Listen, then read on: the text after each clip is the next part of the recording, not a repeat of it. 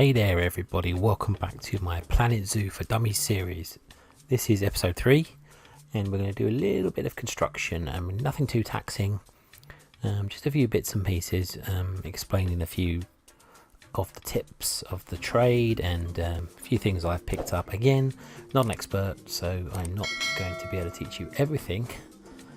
More comprehensive guides are available. This is literally a guide for people that maybe don't understand the basics, because obviously I didn't at the time. Everybody didn't when they started, you know, but I'm still not great at Planet Zoo, but I have picked up a lot of things which I think are quite essential to getting started within the game. So firstly, all we're going to do is talk about building on a grid. Now I know that obviously that sometimes fills people with dread in this game, the words grid. I know paths do as well, and we'll cover that in a separate tutorial.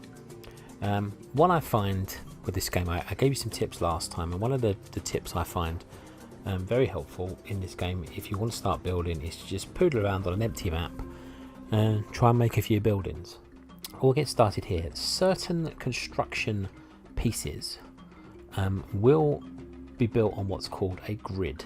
Okay, now I can show this to you rather than tell you. It's wall pieces, roof pieces, etc. Stuff like that will be built on a grid.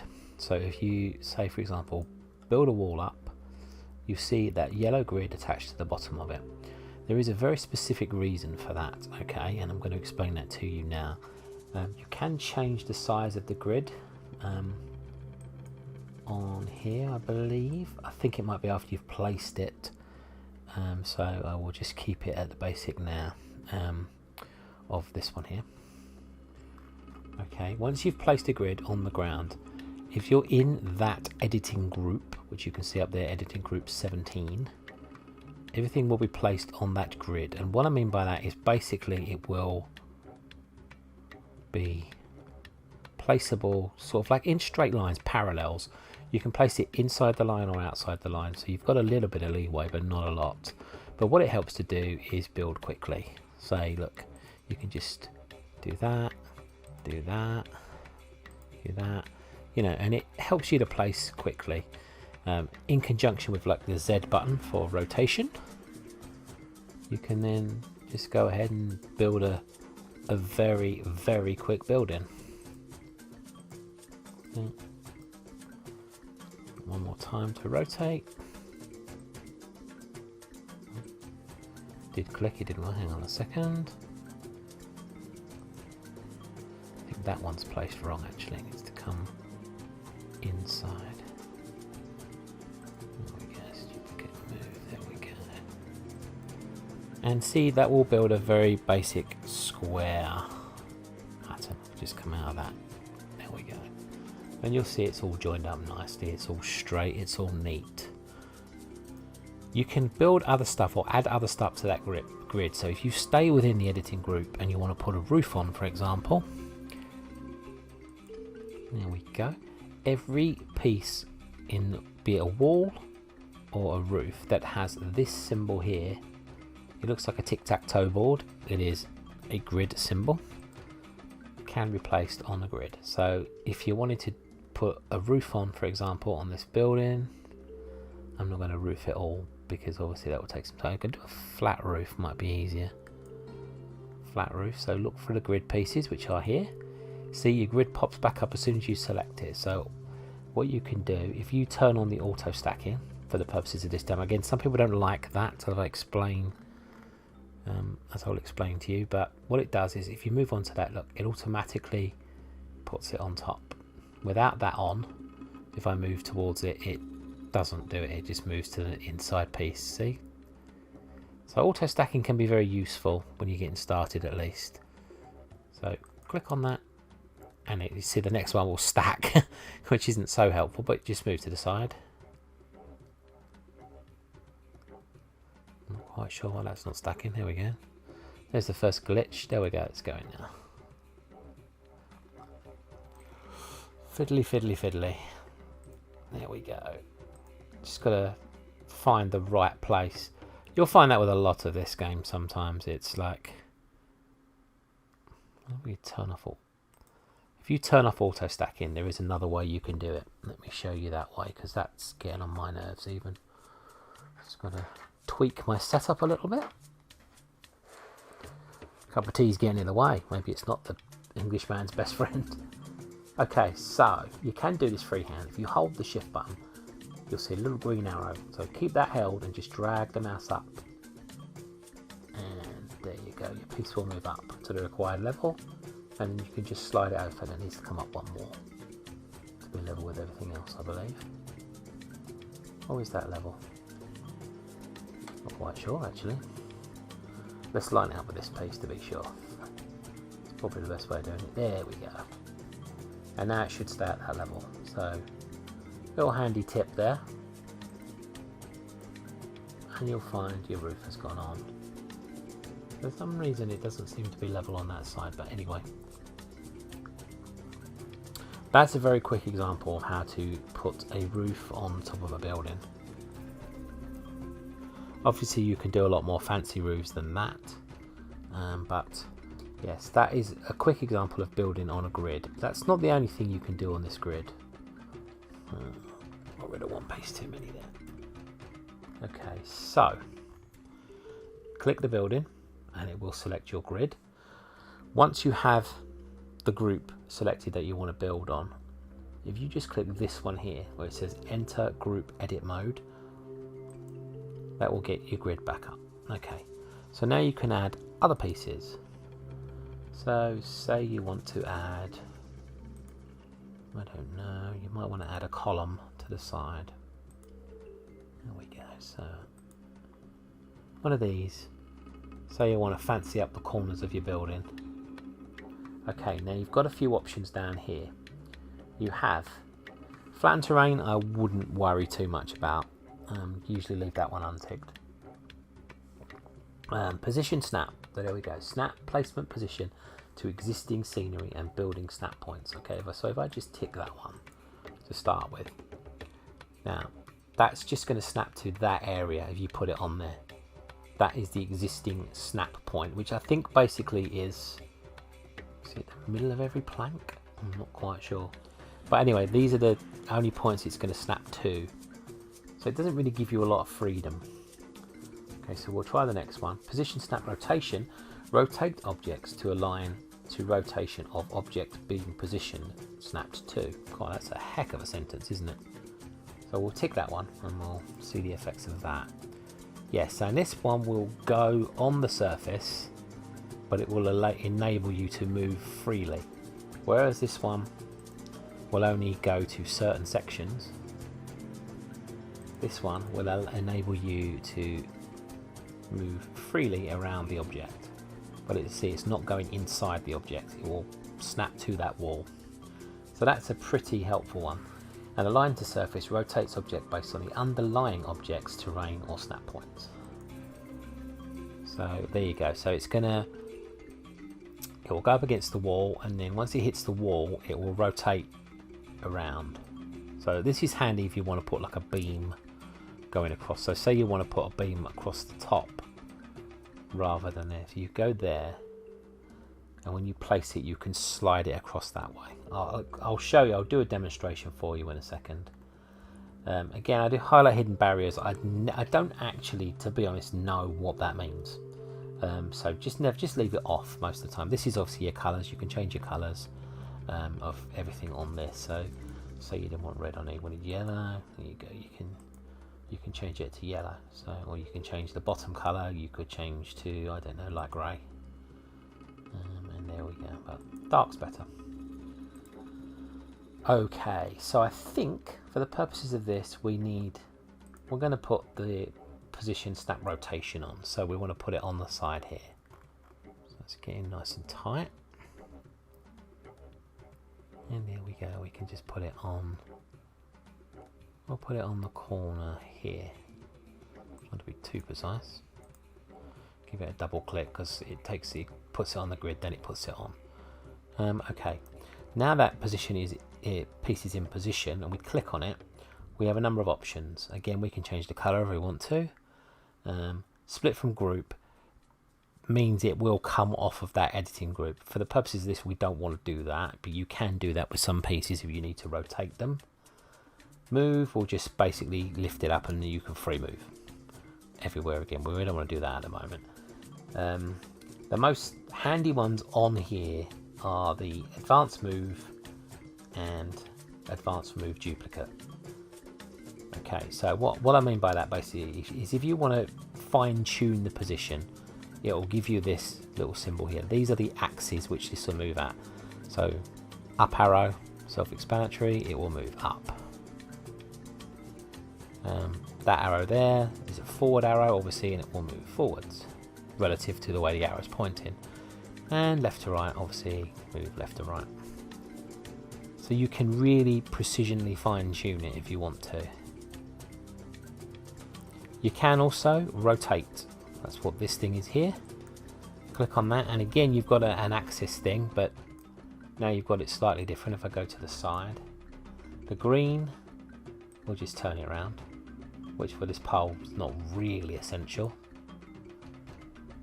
The red, however, will rotate. If you've got your angle snap on, it will rotate it 15 degrees. Angle snap off, and you can pretty much just put it wherever you like. You get a free rotation. I don't want to do that. And that one there is duplicate, so it will literally just duplicate, and then you can free place one. But we don't want to do that duplicate. We want to do the duplicate with advanced move, because this little beauty, what it would do is where it's in, say you've got it in the perfect position that you want it. Duplicate one, and then you can pull it out and put it in your corner. So it's a very quick way of multitasking, and it will duplicate multiples unless you press the cross button. So another one is ready to go, and you can drag it along this side. Pull it out a bit if it's in too much, and obviously you can do another one for that corner there. Yeah, this one is if you want to remove it from the world axis, which is a whole other entire matter. And this is a surface move, which if I come again, it's like, you know, the free move. It gives you that free move again, which again we don't really want to mess with. So that is a small example of like building on the grid. It means that if you've got these pieces, it really is helpful, because if you're on that grid, basically then anything will snap to it, and then you can place it, and then obviously you can go into it and mess around with it, I don't know, duplicate it if you want. It gives you a lot of freedom to build on that building, and it will keep everything all nice and neatly lined up. So if you want to put windows and doors in and stuff like that, you know, it's very helpful, very helpful. Can be confusing at first, because sometimes there are pieces that won't attach to the grid and stuff like that. Some pieces are not grid pieces as well, so like these are not grid pieces as such. They can attach to the building, but they're not actual grid pieces. If I place that by itself, see, it doesn't form a grid of its own. If I come out of the building group, just to prove that point, see, out of the building group, if I place it down, it doesn't form a grid of its own. Whereas if I place a wall down or anything with a hash mark on it, there you go, this thing here for example, yes, if I place that down with the hash mark, then straight away you see it has its own grid. So there's the differences between gridded items and not. Yeah, the grid items are very good because they do keep everything all lined up nice and neat, and so you can add to the buildings and everything. It's very good. It's very good. It's a very good mechanic. It can be confusing sometimes, but you know, it does enable some quick builds, which is pretty good. There are frustrations to it too, which I'll go into at another time, but all in all, it's pretty good. You might have noticed some other symbols. Now, I've never been told what they are, but I've kind of worked them out for myself. I believe these things here are giving you an example of the height differentials. So obviously that is the smallest. There's 2 squares there, so that's the middle, and there's 3 there, so that's the bigger.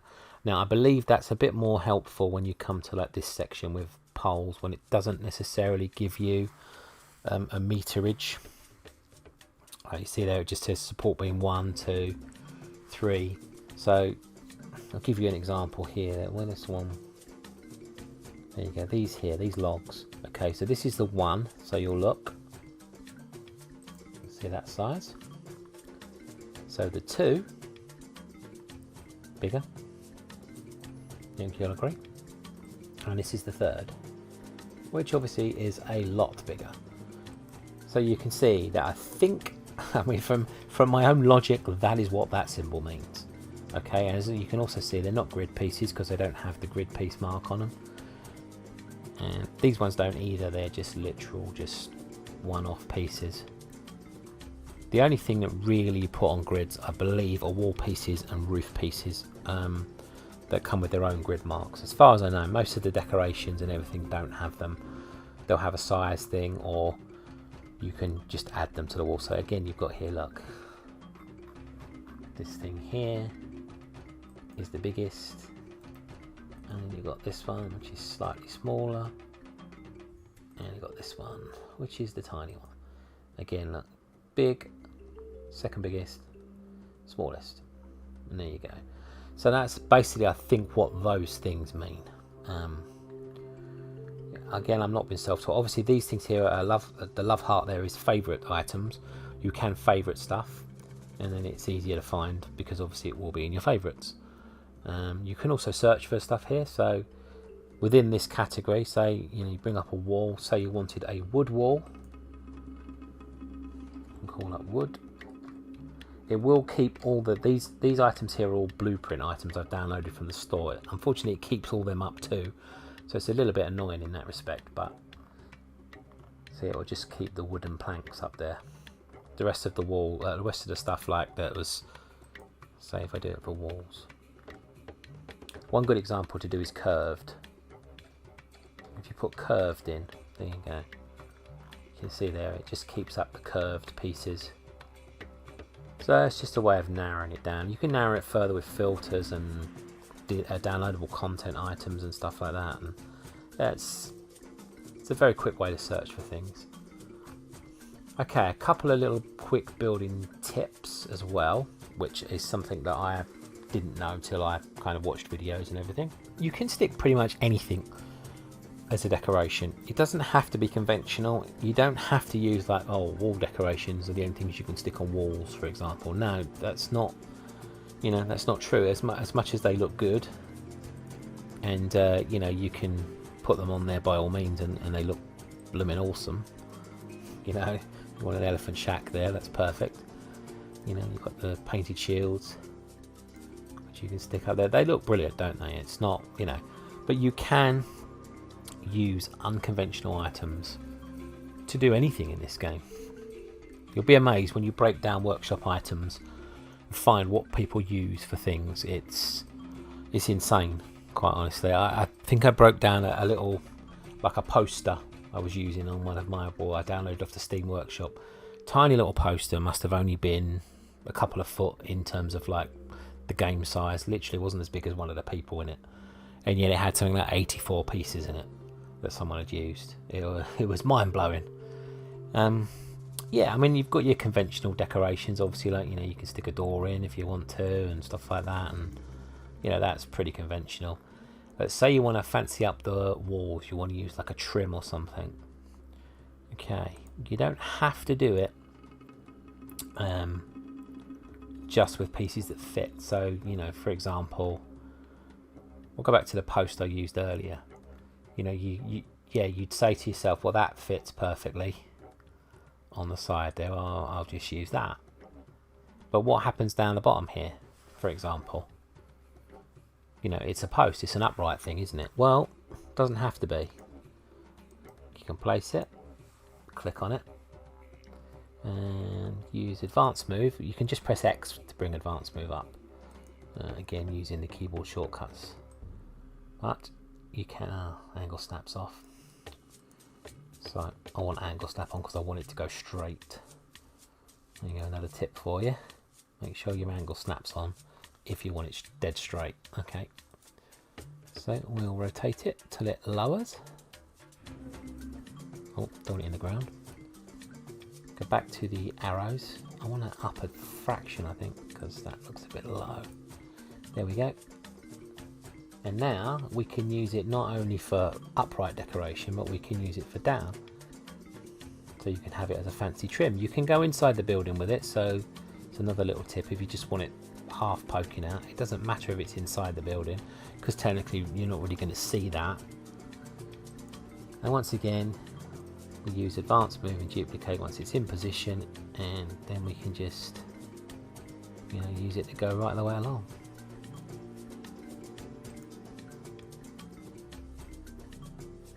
And obviously if you get here where you get a little bit like that, you might have to do it a little bit wacky, but it still looks pretty effective. And you've got like a little trim there. What you can also do, another little tip, if you select this little tool here called multi-selection, click on, you've got to go inside the grid, I think, for this first. Tell you what, let's do that. Don't use the multi-selection. Forget what I said. Go into the object. You'll see group 17 has 20 objects. Remember, you go into group edit when you want to edit something. Now you can click on one of them, hold the shift key down, click on another, and another, and another. Okay, you should have all your pieces selected there. Now you can advance move the whole thing, which is a quick way just to get the trim for the top section. And you've got full control, so you can move it around if it doesn't look straight. And obviously you can again advance move it and move it over to the other side if you want to just quickly put it on the other side of the building as well. So it's a very effective way of doing it, and also it will sort of like, it means that you can use unconventional objects as well, so you don't have to just have boring like straight wood trims or whatever on your building. You know, you can get some really funky stuff. You don't only have to use construction pieces though. So this is where it gets really funny. You can use, just say, rocks if you really want to. Put a pile of rocks down there. Okay, click on it. And we will drag it up. And we'll rotate it with angle snap on so it goes straight. I think that's straight with a naked eye. Yep, that's straight. I mean, this is getting wacky. If you want to put rocks on walls, that's your business, but a little bit lower. There we go. And then, I don't know, you can have like some kind of little rock formation on the side of your building if you really want to. Again, doesn't matter if it goes inside the building because you won't see that.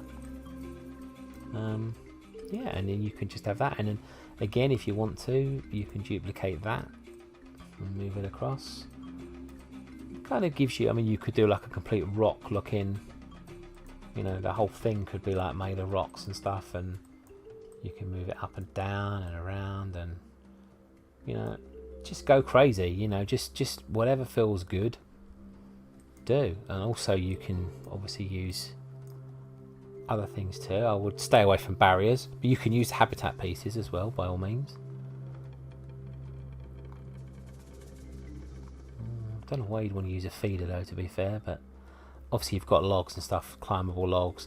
Anything goes, basically. If you're looking for something that's like, say you wanted to put something that looks like, or you wanted to give a cooling effect on the side of the building, you don't have to use it as a cooler, because it looks kind of like a ventilation thing, doesn't it? You know what I mean? So you could use it literally as a decorative object. Obviously it's going to function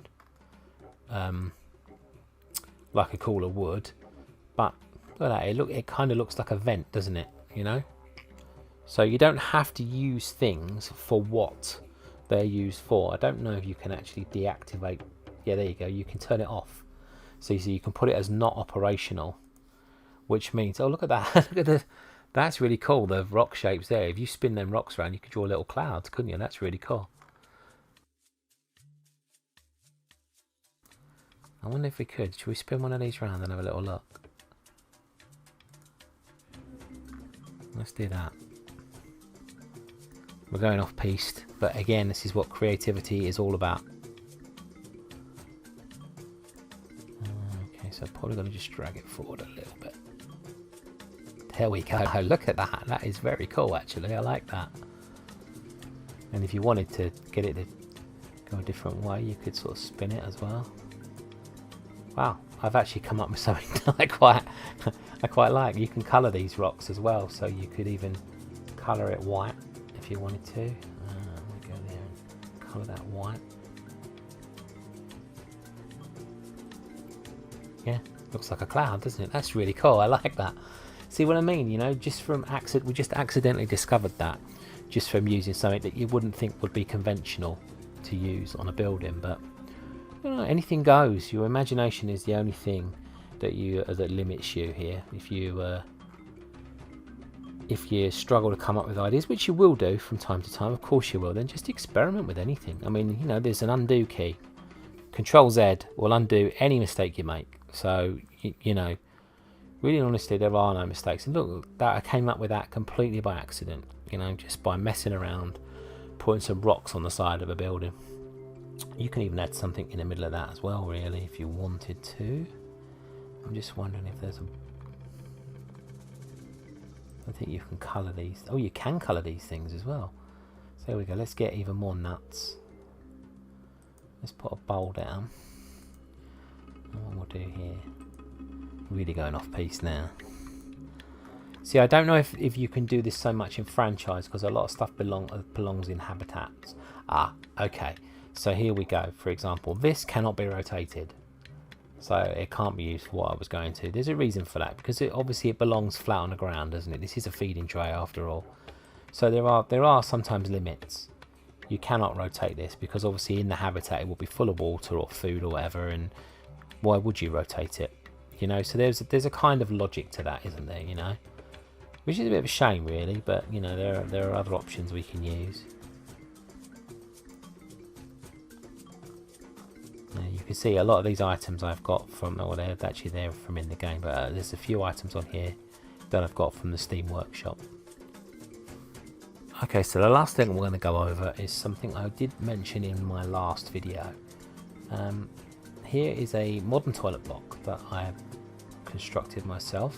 I've got a couple of versions of it there, but I think it's... If I delete that one, I don't think it's that one. I've got to make sure I don't delete the wrong one. Yeah, it's got to be that one because it's least expensive. Okay, so we download that, or grab that off of there, and plonk it down. Okay, this is available on the Steam Workshop if you want to download it. That's entirely up to you, obviously. You don't have to. Okay, now to place it the way I wanted to, you have to rotate it down. So put it down to the right level. Okay, so that is how I designed it, because obviously people have got to walk in.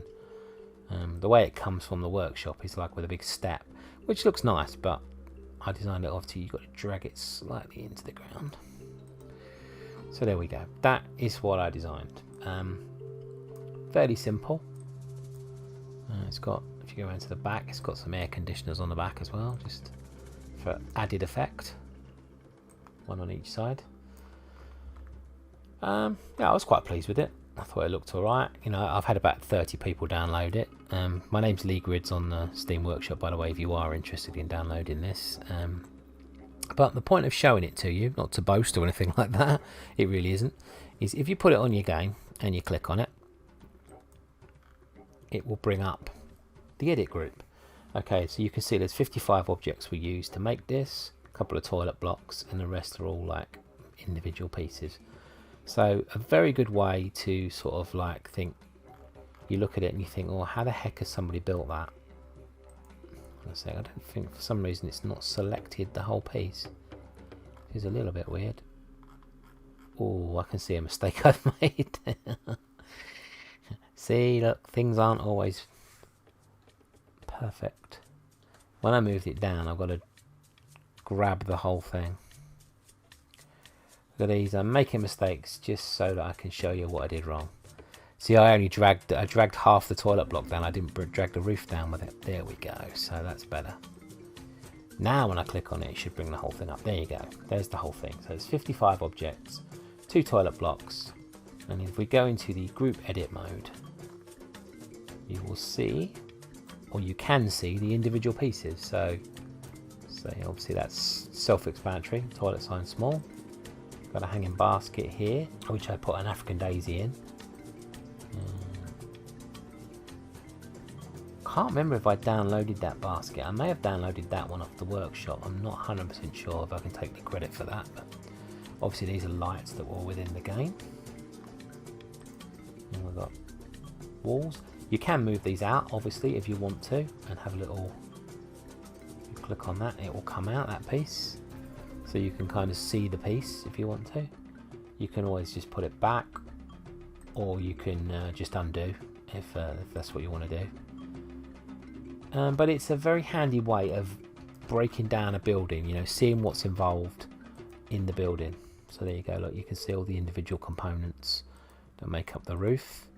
And I put all the roof trim on, so obviously you've got individual pieces there. The one thing I was particularly proud of about this toilet block was I was trying to get a frosted glass effect, and I couldn't really get it with the pieces that were in the game. So what I did is I put this piece here, which is the modern curved glass wall, which is pretty standard, but I put this one behind it, which is like the ice block, and that gave it the desired effect. I could have just put it like that, but I still wanted the glass on the outside, so that's why I put the glass over the top of it. And yeah, just changes the look of it, and it makes it look like one of those, you know, frosted glasses you get in the toilets. That was something I just come up with all by myself, which I was quite proud of. You know, it's the little things. Again, it's like a very simple building, it's just not anything too complex, but you can see what's going on within that building. You know, if you look at something on the Steam Workshop and you think, man, I'd love to build something like that, how do they do it? Grab the blueprint, like subscribe to it, put it on your map, pull it apart. You could even pull it apart, delete it, and then just try and recreate it, you know, or keep the box to the side and just try and recreate it yourself. You know, it's all about practice, and the more you mess around with this game, the better you become. I mean, I am, like I said, in no way an expert on this game at all.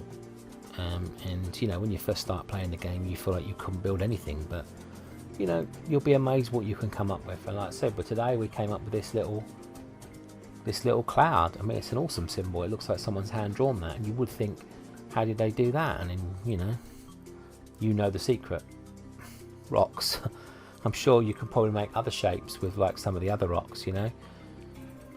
I think people forget that you can bury things in the ground on this game, you know. That's something that I had trouble with when I first started playing it. I wasn't sure how that worked. But, you know, any piece can be used to do that. You know, if you wanted to put a block of wood up there, but it wasn't quite the right height, you know, place it down, click on it, and just move it down. It doesn't matter if it's sunk into the ground and sunk into the building, you know. The only bit that's going to show is the bit you want to show, and it's not going to cause any problems with the game. The game kind of expects you to do it, you know.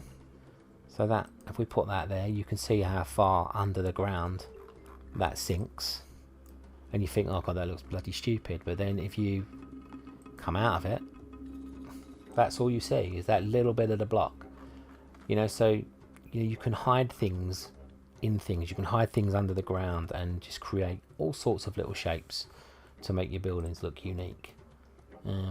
That is how you'll become a better builder, and how you'll become one of the expert builders that you find on YouTube.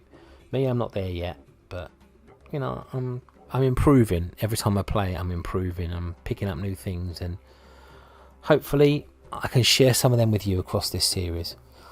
Okay guys, I think it's probably time I wrapped up now. This video's gone on way longer than I planned. If you did like it, please do leave a like. If you have a comment and you want to ask a question on anything we've covered, anything we haven't covered, anything I've made a mistake on and got wrong, don't forget to leave a comment in down below or on my social media, which addresses come up on the screen. If you have just stumbled across this video and you'd like to see more, Please don't forget to hit the subscribe button and also hit the notification bell for when the new episodes will be going up on there. Or you can just ask me on any of the social media platforms and I'll let you know. And yeah, thank you so much for watching, and I hope you're enjoying the series and I hope you're enjoying the game. And if you want to share anything you've learned in the comments below, or anything like any links to videos you've put up or whatever, then you know, I'll be happy to check them out. Probably best you leave links on the social media addresses, obviously, because I don't know about leaving them on YouTube. But yeah, by all means, let's get a discussion and a community going on this, because that will be fantastic. Okay guys, thank you so much. See you on episode 4 coming soon. Bye for now.